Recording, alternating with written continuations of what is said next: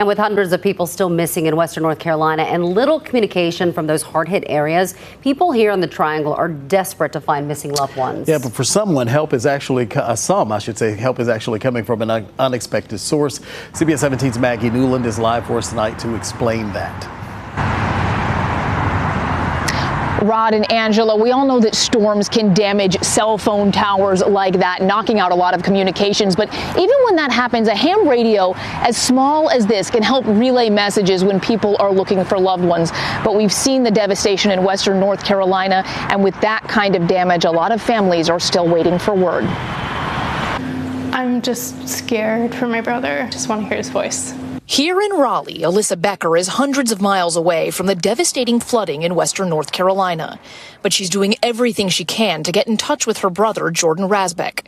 He and his girlfriend, Swan Walker, live in a mobile home in Fletcher, a rural area outside of Asheville. I have gone through every single resource I can possibly find. With communication nearly non-existent in some areas since the storm, ham radio operators are stepping in to help where they can. This is Kilo Mike 4 Tango Charlie.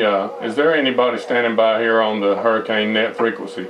From his Johnston County home, Van Lee can communicate with people all over the world. He says ham radio can be a lifeline when disaster strikes. We don't need infrastructure. I mean, we can take a small low-power rig and a battery and some wire, and we know how to build an antenna and get on the air. They can get messages to operators in Western North Carolina, relaying names and addresses of people who are missing, and in some cases, getting information back to their worried families. Give us a name and location. You've got people on the ground there. If you've got an address, they'll actually go out and check. But with devastation like this, many families are still waiting for information, desperate for communication. My prayers go out to everybody affected by this. It's terrifying, and I never in my life thought that I would be in a position where I would be looking for a loved one in such a terrible catastrophe. It's not something anybody wants to ever have to go through.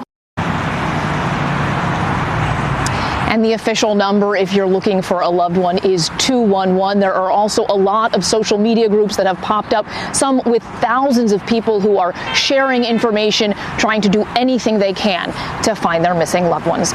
We're live in Raleigh. Maggie Newland, CBS 17 News. All right, Maggie, we sure hope they're able to get in touch. Thank you.